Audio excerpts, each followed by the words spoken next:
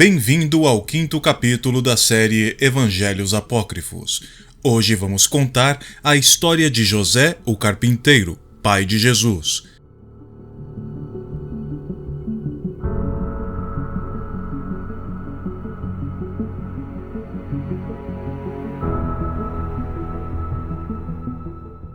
Este evangelho chegou até nós em cópias escritas em copta e árabe e foi traduzido ao latim pela primeira vez já no século XVIII. Ele provavelmente foi composto no Egito entre os séculos 6 e 7.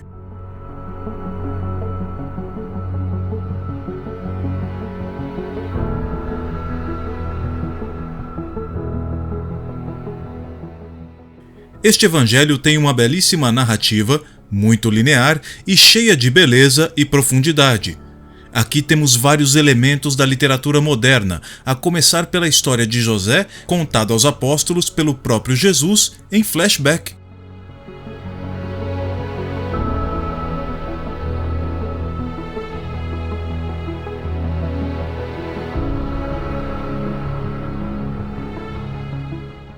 Aqui vamos tratar de temas delicados, como relações familiares e sobre como lidamos com a morte, as incertezas, a dor, a recusa. Aqui temos um Jesus humano que sofre das mesmas dores físicas e psicológicas de que padece toda a humanidade.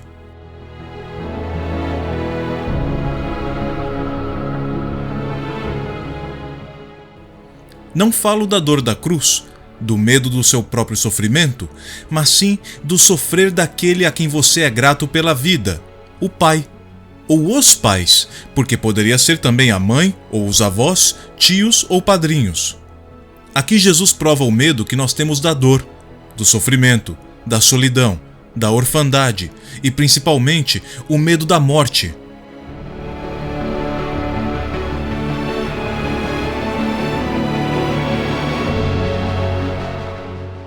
Aqui, na morte, importa não apenas para onde vamos, mas também o caminho que nos levará até este lugar.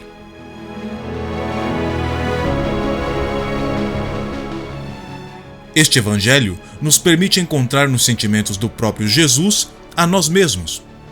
No episódio de hoje, você vai conhecer o evangelho apócrifo, a história de José, o carpinteiro.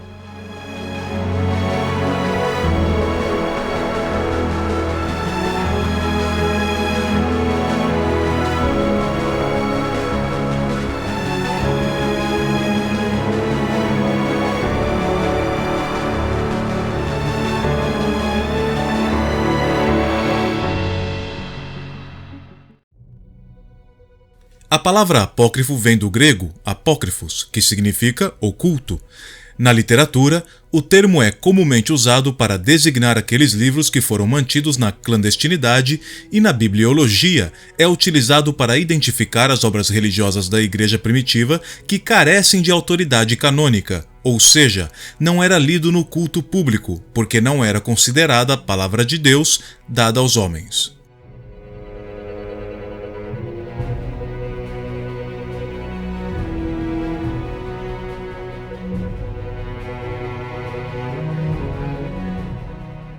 Vale lembrar que o termo apócrifo não deve ser considerado pejorativo, já que o seu conteúdo pode conter verdades, sejam elas teológicas ou históricas.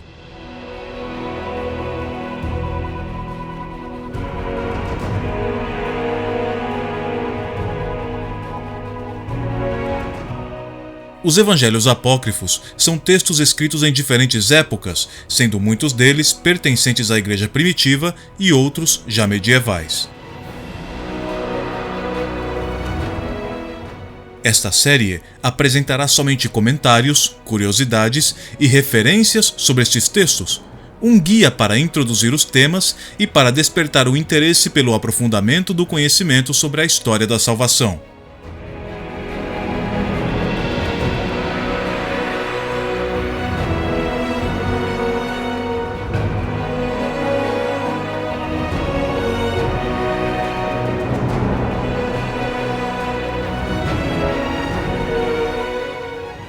Os textos integrais podem ser encontrados na internet gratuitamente e, para a série, foi lida a tradução do professor Frederico Lourenço, da Universidade de Coimbra, publicada em 2022.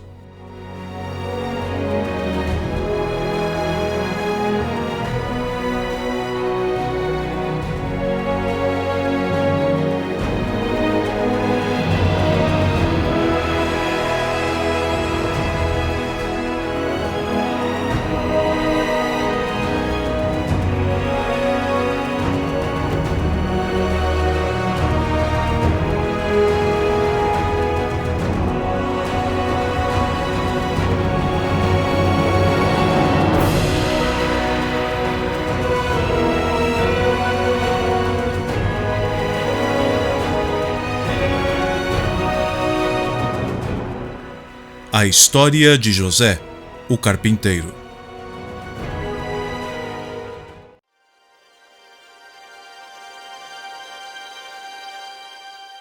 Este evangelho começa com o Cristo adulto falando aos seus discípulos no Monte das Oliveiras, dando claras instruções sobre como devem proceder na difusão do evangelho pelo mundo.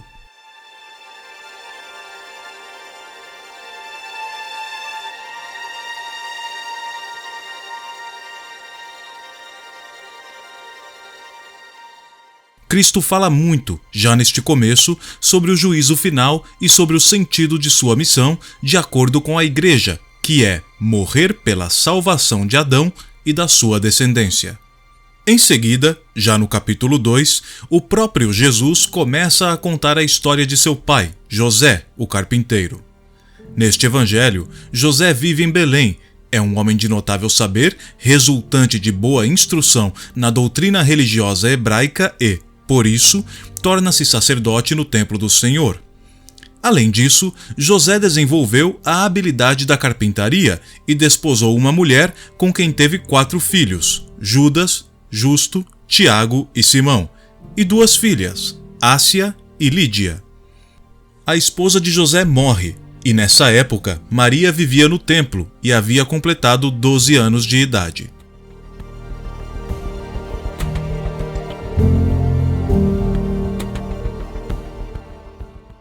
Os sacerdotes do templo começam a buscar um homem justo e pio para que possa ser dado como marido a Maria, e assim acontece. Maria é levada à casa de José e lá encontra o pequeno Tiago triste pela morte de sua mãe. Maria então passa a educá-lo e Jesus justifica que é a partir daí que Maria passa a ser chamada de mãe de Tiago.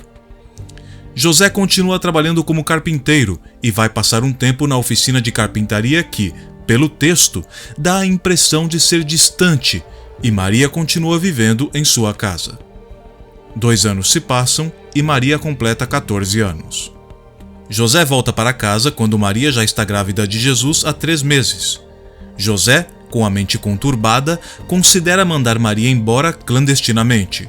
Ao meio-dia, o anjo Gabriel aparece a José e lhe explica que Jesus foi concebido por obra do Espírito Santo. A situação se ajusta, com José convencido e Maria permanecendo na casa. Passado algum tempo, já perto do nascimento do menino, o imperador César Augusto decreta o recenseamento com relato semelhante ao evangelho canônico de Lucas capítulo 2. José vai até Belém e se registra como filho de Davi, cuja esposa era Maria, da tribo de Judá. Maria dá à luz numa gruta próxima ao túmulo de Raquel, esposa do patriarca Jacó, mãe de José e Benjamim, conforme relato do Gênesis. O túmulo de Raquel é um local sagrado até os dias atuais, sendo visitado por peregrinos cristãos, judeus e muçulmanos. Neste evangelho, não há visita dos reis magos relatada, e Jesus diz que Satanás informou a Herodes sobre seu nascimento e este, pensando que o reino de Cristo seria deste mundo, manda procurar o bebê. Aqui tampouco se descreve o massacre de crianças decretado por Herodes, que está no canônico de Mateus, mas, posteriormente, se cita que, por consequência do massacre, Herodes foi castigado com uma morte descrita como horrível.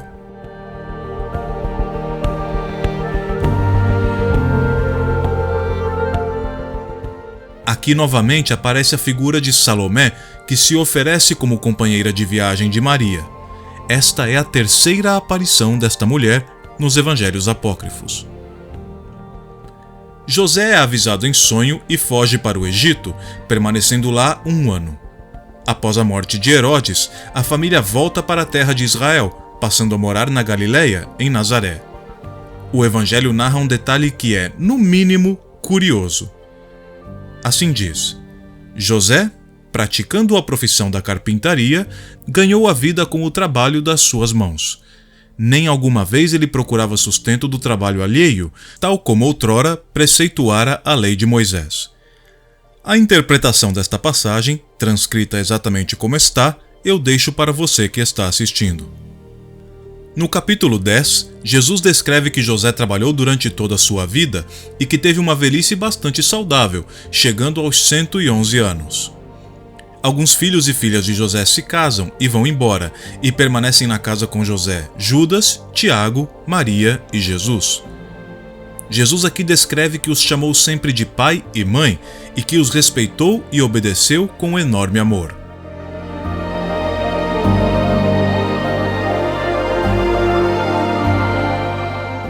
José recebe a visita de um anjo, já no leito de morte, indicando-lhe que sua hora havia chegado.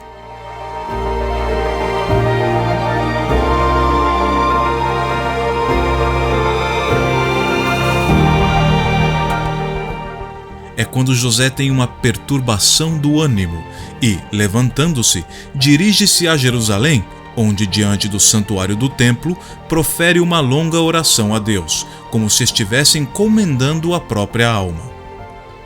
No capítulo 14, o próprio Jesus descreve que seu pai já está novamente no leito de morte, doente, em sua casa em Nazaré. Jesus também recapitula a história de José. Ele se casa aos 40 anos, fica viúvo aos 89, recebe Maria aos 90 e é pai de Jesus aos 93.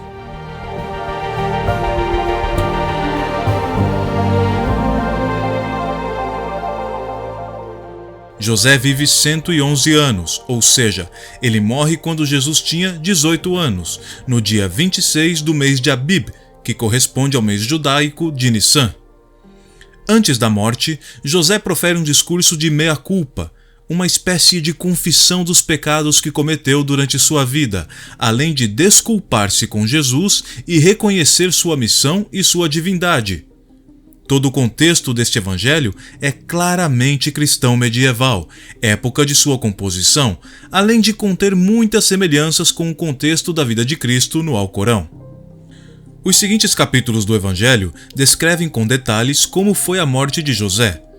Maria avisa Jesus que seu pai está prestes a morrer, e este lhe diz que ela deve ir e testemunhar o que acontecerá quando a alma de José deixar o seu corpo. Maria vai até onde estava José e Jesus se junta aos pés de seu pai.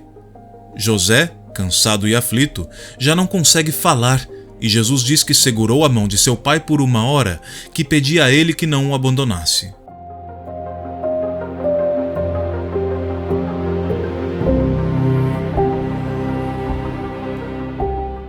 José coloca as mãos de Jesus em seu peito e Maria, ao notar, toca os pés de José, comentando em seguida que seus pés estavam frios.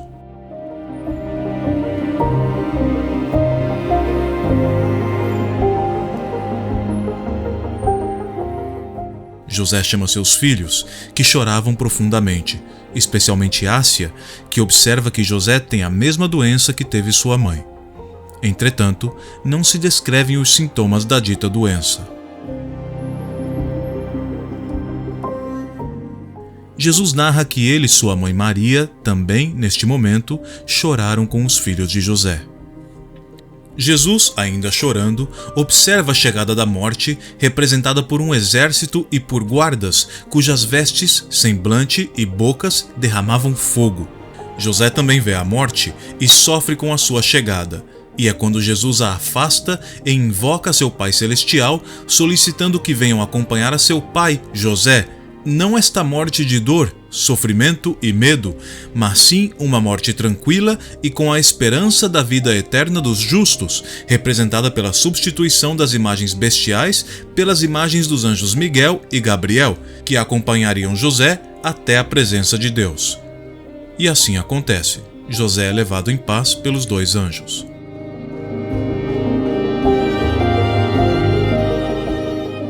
Jesus fecha os olhos e as mãos de José e diz à sua mãe que com seu pai se foi toda a sua arte com a carpintaria. Ao ouvir isso, os filhos de José começam a chorar, e Jesus os consola, dizendo que José transitou para o descanso eterno, liberto dos sofrimentos deste mundo. Todo o povo de Nazaré vem acompanhar a preparação do corpo, e uma multidão de anjos aparece e, cumprindo as ordens de Jesus, cobre o corpo de José com uma veste luminosa. Jesus então profere um discurso. Diz que o corpo de José permanecerá incorrupto por 1000 anos, tal qual a tradição católica de corpos incorruptos.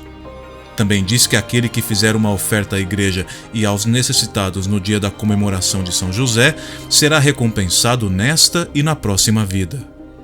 Jesus continua e diz que quem escrever e preservar a história de José será perdoado de todos os seus pecados e acessará a vida eterna sem qualquer suplício, e que aquele que não tem condições de realizar nenhuma das tarefas anteriores, basta dar o nome de José a um filho e este terá proteção em sua casa. Será que é daí que vem a tão difundida utilização do nome José nos países de tradição cristã em suas inúmeras traduções? José, Joseph, Giuseppe, Joseph, Josefus. Os cidadãos ilustres da cidade chegam ao velório e, ao tentar vestir José com as tradicionais roupas judaicas, desistem, pois o manto colocado pelos anjos se colou ao corpo de José de tal forma que era impossível retirá-lo. Eles levam o corpo de José à gruta onde estavam seus antepassados e Jesus começa a lembrar-se de tudo o que viveu com seu pai. A difícil fuga ao Egito, os problemas durante a infância. E reclinando-se sobre seu corpo, chora e profere outro discurso, com uma profunda reflexão sobre o sentido da morte, sua origem no pecado original, com Adão, e sobre sua missão de morrer segundo a carne, para que os homens alcancem a graça. José é sepultado junto ao corpo de seu pai, Jacó.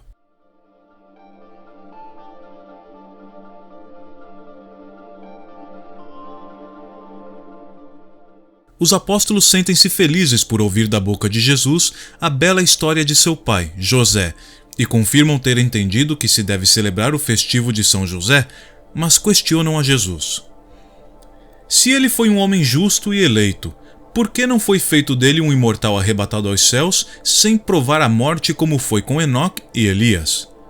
Jesus responde com um pequeno discurso, explicando a natureza da morte e do tempo de vida do ser humano, e completa dizendo que mesmo Elias e Enoque terão que provar a morte antes do fim dos tempos. Jesus diz que eles serão 2 dos 4 que serão mortos pelo anticristo, e que os outros 2 serão Sila e Tabitá. Os apóstolos glorificam a Deus e aqui termina este evangelho.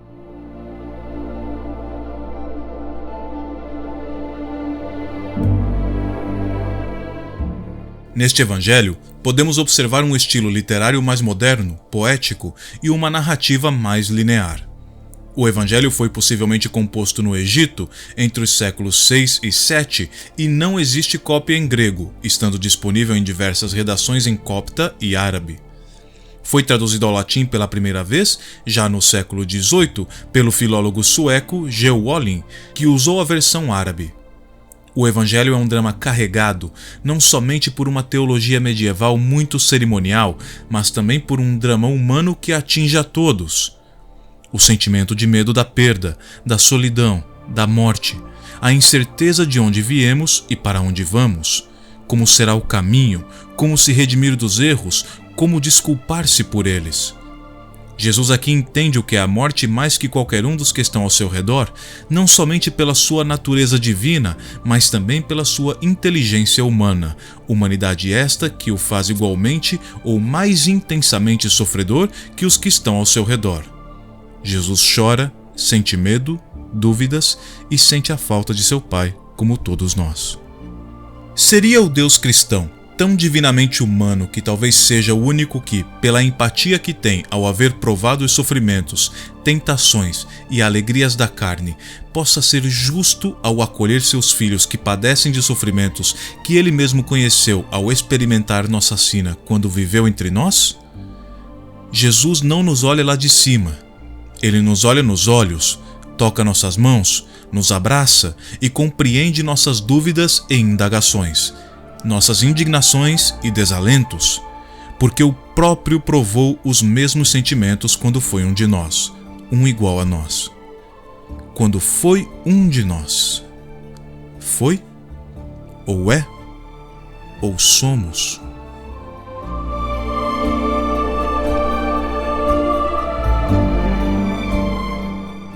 Em tempos em que vemos guerra e destruição em um lado do mundo e ouvimos rumores do outro lado, não deveríamos olhar para dentro de nossas próprias comunidades, em seu micro, e em seguida olhar o nosso macro?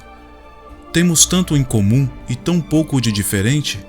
E tanta similaridade dentro das aparentes diferenças? O final é o mesmo para todos, e talvez a vida eterna esteja aí, em lembrar-se que todos teremos o mesmo fim e desfrutar do agora, deste momento de plenitude em que estamos ou em que poderíamos estar, e que ele seja tão feliz e pleno como uma eternidade.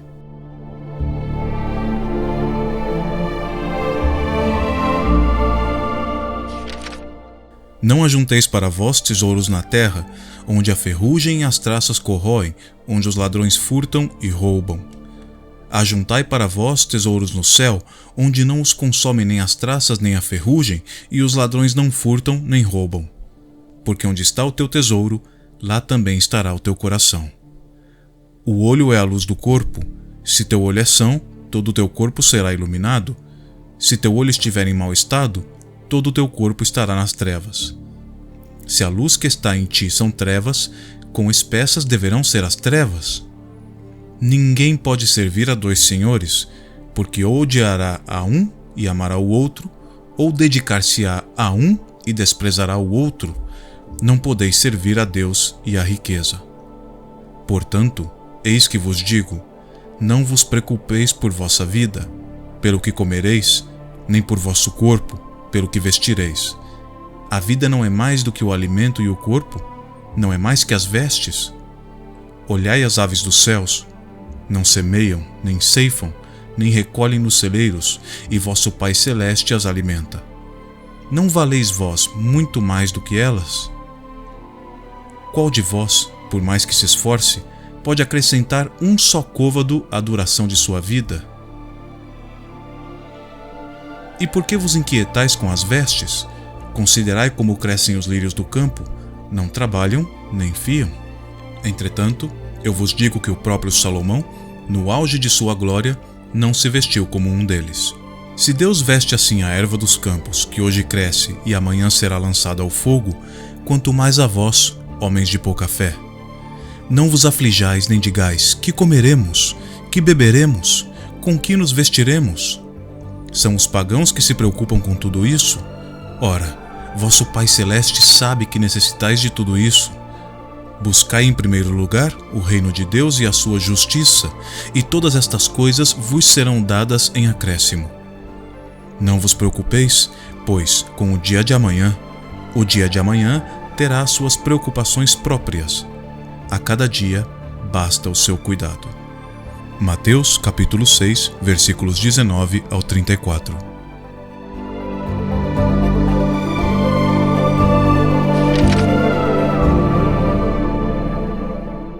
Este documentário não tem nenhuma intenção de polemizar o tema, até porque não existe motivo nenhum para fazê-lo. Por muito tempo, os apócrifos envolveram mais discussões a respeito de se devem ser lidos ou não do que a leitura e reflexão em si dos ditos livros. Eles são parte da história da Igreja e do cristianismo, tal qual os demais livros da Bíblia cristã, e neles encontramos as raízes de muitas tradições do cristianismo ao redor do mundo.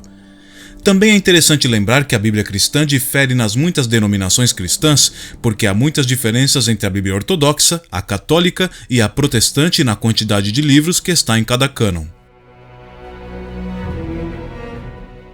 Para compreender e refletir sobre os apócrifos, há que fazer o mesmo exercício que se faz para estudar a Bíblia e qualquer outro escrito histórico.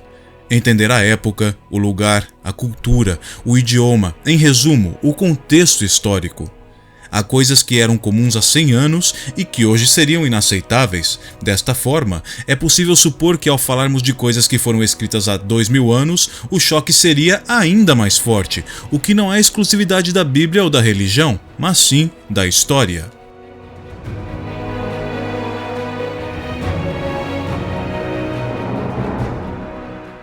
Assim que, no caso desta série, que tratará apenas dos evangelhos apócrifos, temos a oportunidade de consultar outras fontes sobre as pessoas que viveram com Cristo e também sobre o próprio, já que aqui é um fato que em nada difere dos evangelhos canônicos.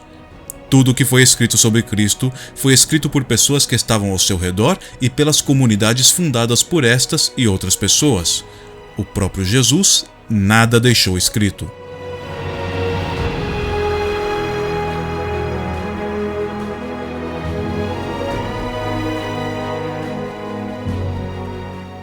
E digo apenas os evangelhos apócrifos, porque há também livros do Velho Testamento e epístolas que são apócrifas.